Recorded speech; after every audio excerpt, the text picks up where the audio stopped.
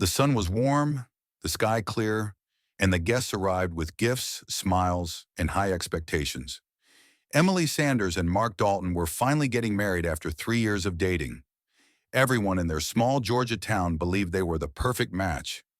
Emily looked radiant in her white gown, moving from room to room while bridesmaids helped her with makeup and flowers.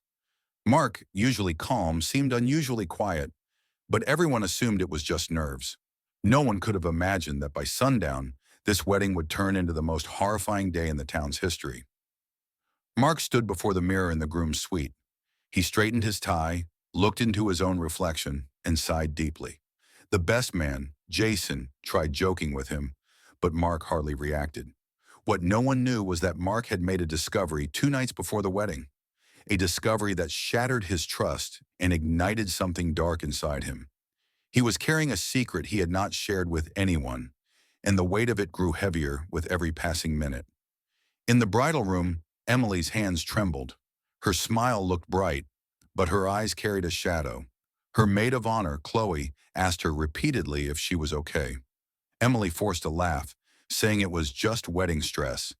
But deep down, Emily feared the truth would surface. She had done everything she could to bury it. Every message deleted, every trace covered. She prayed Mark would never find out, but he already had. Outside, guests filled the decorated garden. Children ran around the fountain. Photographers snapped early pictures. Families greeted one another warmly. Everything looked like a dream. Soft music, flowers, and warm sunshine. But a storm was secretly forming inside the groom. Everyone rose when Emily appeared. She walked down the aisle glowing, unaware that Mark's smile was tight and forced. Whispers filled the crowd about how beautiful the couple looked.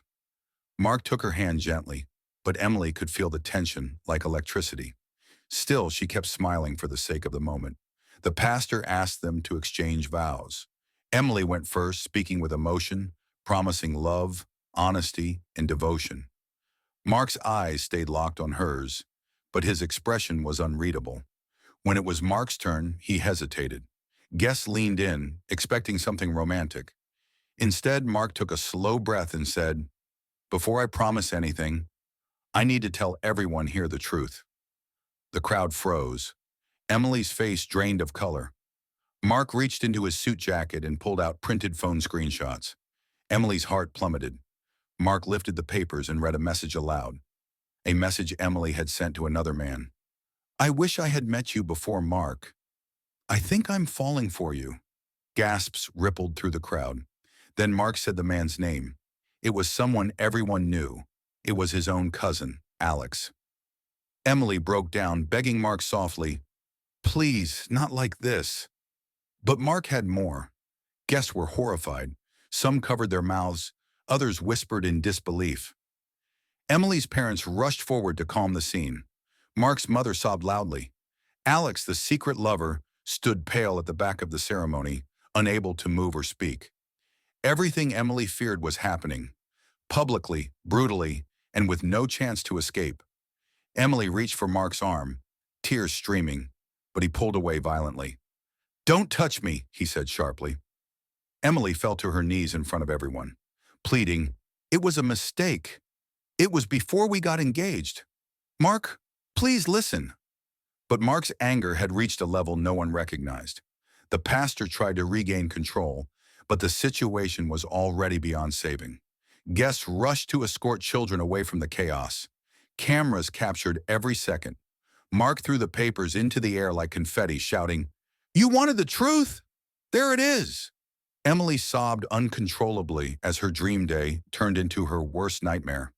This was only the beginning. Emily Carter didn't wait to see what David would do next. The moment he threw her bouquet down and shouted that she was a liar, she bolted, lifting the bottom of her wedding dress, running past shocked family members and confused bridesmaids.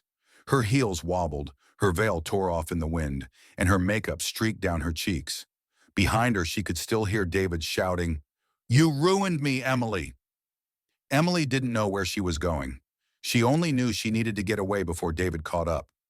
The truth about her secret lover, Michael Turner, was out. And now she feared what David was capable of. Back inside the venue, people tried to calm David. but he wasn't hearing any of them. He paced, breathing heavy, face red, tears forming, but never falling. His mother reached for him, but he shoved past her. The betrayal hit him like a physical blow. He kept replaying the messages he'd found on Emily's phone, the late-night calls, the excuses she made. They didn't mention the lies. To the public, Marcus was now the killer. His mugshot was everywhere. News channels, social media, even community pages. His family showed up to the station crying. His mother tried to reach him, but officers blocked her. His fiancée tried to hold his hand, but he was pulled away. Everything happened fast. Marcus didn't even get a chance to breathe. The courtroom was packed on the first day of trial. Reporters sat in the front rows. People whispered the moment Marcus entered in an orange jumpsuit. The prosecutor painted him as a violent man. He talked about Marcus's dark side, even though he had no record. He talked about rage, even though Marcus had never raised his voice in public. Marcus's public defender looked defeated. Too many cases, not enough time, not enough money. Every argument the prosecutor made seemed strong. Every defense his lawyer tried sounded small. Marcus felt like he was drowning. The witnesses who took the stand weren't confident, but the jury didn't seem to notice. One witness said, "I'm not 100% sure, but he looks like him." Another said, "I didn't see clearly, but I felt it was him." Feelings became evidence. Guesses became facts. And every word pushed Marcus deeper into a hole he couldn't escape. The one witness who could have helped Marcus, the store clerk who saw someone else running, was never called to testify. Because the prosecution didn't want doubt. They wanted a conviction. The prosecutor stood tall in front of the jury, speaking with the confidence of a man who already believed the case was won. He showed pictures of Tamara Hill, smiling, full of life. He talked about her family, her dreams, her future. Then he pointed at Marcus as if pointing at a monster. He told the jury a story, a simple one, an easy one. This man snapped. He attacked her. He took her life. There was no DNA, no fingerprints, no weapon, no clear witness. But the story sounded clean. And in court, a clean story can be stronger than the truth. Marcus watched in silence, shocked by how quickly a stranger could rewrite his entire life. When it was Marcus's turn to speak, his voice shook. Not because he was guilty, because he had never stood in front of a courtroom before. He never imagined he'd have to fight for his freedom. He told them about his job, his plans, his fiancée, his tired walk home. He told them he had never met Tamara. He told them he didn't hurt anyone. But the jury barely looked at him. Some stared at the floor, others at the prosecutor. His words felt heavy in the air, but not powerful enough to change minds already made. His lawyer tried to argue the lack of evidence, but every sentence felt weaker than the one before. The jury members whispered among themselves. Some believed Marcus might be innocent. Some believed the investigation felt rushed. But the weight of Tamara's death hung over them. The community wanted answers. The family wanted closure. The prosecutor wanted a win. One juror later admitted, "I didn't think he did it, but I didn't want to be the only one speaking up." Another said, "We were tired. We wanted to go home." Pressure breaks people, and the jury broke in the worst possible way. When the jury filed back into the room, Marcus tried to read their faces. None looked at him. His heart pounded. His palms shook. The judge asked, "Have you reached a verdict?" The foreman nodded. "Guilty." Marcus felt like the world stopped. Kayla, his fiancée, cried out. His mother collapsed into tears. His younger brother punched the bench in anger. Marcus just stared forward, numb. He wasn't just losing the trial. He was losing the next 24 years of his life. The judge's voice echoed through the courtroom. 40 years in state prison? Marcus closed his eyes. He felt everything slipping away. His future, his dreams, his family, his name. The prosecutor didn't look at him. The detectives didn't look at him. Everyone walked out, satisfied, leaving Marcus behind to drown in a punishment he didn't deserve. Guards took him away in handcuffs. He looked back only once, at his mother shaking uncontrollably, whispering, "Baby, we gon' fight this. We gon' fight." Prison wasn't just walls and bars, it was noise. It was fear. It was loneliness. Marcus sat in his cell that first night, staring at the ceiling. The mattress was thin. The air smelled of metal and sweat. A distant argument echoed down the hallway. His cellmate didn't speak, not a word, just watched him like he was trying to figure him out. Marcus replayed the trial in his mind, replay after replay, trying to understand how truth could lose so easily. He didn't sleep. He didn't cry. He just stayed still, trying not to break. Prison changes people, but Marcus refused to let it change his heart. He kept to himself. He read books. He worked in the prison kitchen. He wrote letters to his mother every week. But the hardest part was the silence. Silence from Kayla, his fiancée. At first, she wrote every day, then every week, then once a month. Then the letters stopped. Marcus understood. He didn't blame her. But the emptiness hurt more than steel bars ever could. Every birthday, every holiday, every moment, Marcus reminded himself, I'm innocent. I have to survive. One day an argument broke out in the yard. Two inmates started fighting near the weight benches. A guard blew his whistle, but the chaos grew fast. Marcus was standing nearby. When guards arrived, they didn't care who started it. They grabbed every man in sight. Marcus tried to explain he wasn't involved, but his voice didn't matter, just like it didn't matter during the interrogation or the trial. He was thrown in solitary confinement for 14 days. No sunlight, no window, no voice to talk to but his own. Those 2 weeks changed him. They hardened him. One quiet afternoon after 8 long years, a guard slid a letter under Marcus's door. It was from a law student named Brianna Carter, a young woman researching wrongful convictions. She wrote, I believe something is wrong with your case. Can you tell me everything from the beginning? Marcus felt something he hadn't felt in a long time. Hope. He wrote back, telling her every detail, the arrest, the lies, the forced confession, the ignored evidence. Brianna didn't disappear like others. She kept writing, kept asking questions, kept digging, and slowly she discovered something shocking. Brianna discovered that the witness who identified Marcus had originally picked someone else, but police pressured him to change his statement. She found that the detectives who interrogated Marcus had been sued in the past for forcing confessions. She found that the store's surveillance camera had recorded someone running, but the video had mysteriously disappeared. The deeper she dug, the more corruption she found. She reached out to the Innocence Project. A team of lawyers joined the fight. For the first time in 15 years, Marcus Reed had a real chance at freedom. The Innocence Project lawyers dug deeper into the case files, searching for anything that didn't make sense. That's when they found something shocking.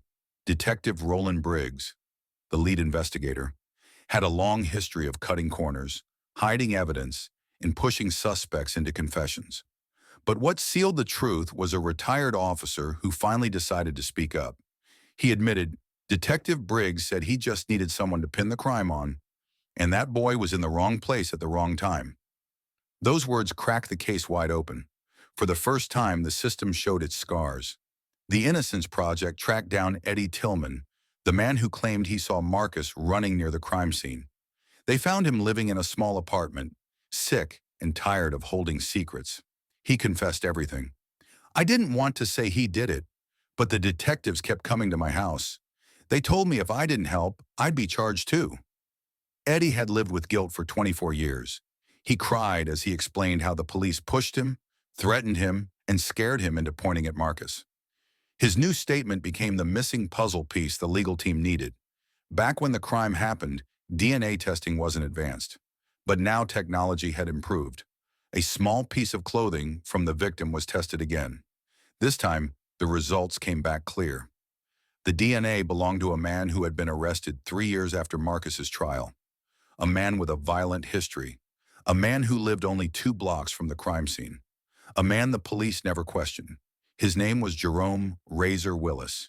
He was already dead, but the truth was alive now. A prison guard called Marcus into the counselor's office. He walked in slowly, hands trembling. He'd learned not to expect anything good, but Brianna was waiting for him, smiling, shaking, trying not to cry. She said softly, Marcus, We found the real killer. At first, Marcus didn't react. He just stared at her. Then his knees gave out. He covered his face and sobbed, years of pain, fear, and hopelessness pouring out at once. It was the first time anyone had said those words to him. You were telling the truth. Even with DNA evidence, even with a witness recanting, even with a dirty detective exposed, the system didn't let Marcus out immediately. The DA fought back, claiming, evidence may be new, but it doesn't prove the conviction was false. It was a disgusting excuse, but it showed how deep the pride of the justice system ran. Brianna and the Innocence Project filed motion after motion, pushed every legal angle, and demanded a full review of the case. The courtroom filled with reporters, activists, and Marcus's family. This time, people were watching. Judge Harris had been on the bench for 30 years. He wasn't the type to admit mistakes lightly. But as the new evidence was laid out, as witnesses cried and apologized, as the truth unfolded piece by piece, the judge's face softened. He looked at Marcus, then at the courtroom. His voice shook when he said, "It is clear this man should not have been convicted." Gasps filled the room. Marcus lowered his head. His mother clutched her chest. Brianna covered her mouth in tears. After 24 years, the chains around Marcus's life finally began to break. The prison gates opened slowly. Marcus stepped out wearing the same style of clothes he'd worn in the 90s. The sunlight hit his face, almost blinding him. His mother ran to him first, hugging him tightly, whispering over and over, "You're home, baby. You're home." Reporters shouted questions. Cameras flashed. People cried. Marcus didn't speak. He just breathed the air. The first breath of freedom in 24 years. Life outside was overwhelming. Phones looked different. Cars looked different. Food tasted strange. People walked faster. Marcus wasn't used to anything anymore. Even sleeping in a soft bed felt foreign. He struggled with crowds. He jumped at loud sounds.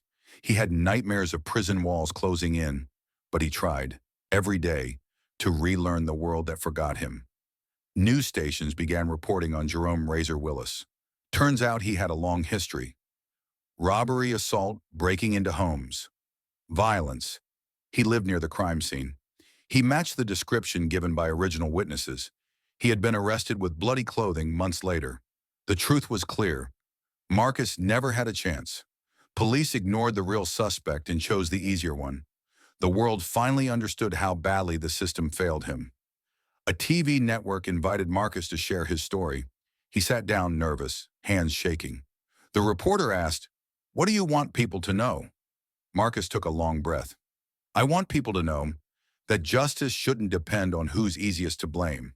I lost 24 years, but I never lost my faith in the truth." His interview aired nationwide. Millions watched, millions reacted. Marcus became the face of wrongful convictions. Brianna helped Marcus get a job speaking at colleges and community centers.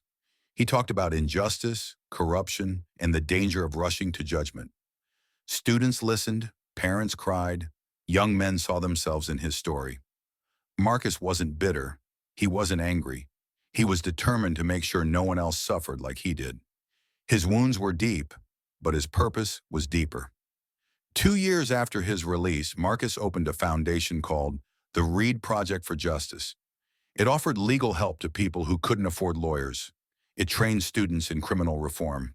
It told stories like his to shine light in dark places.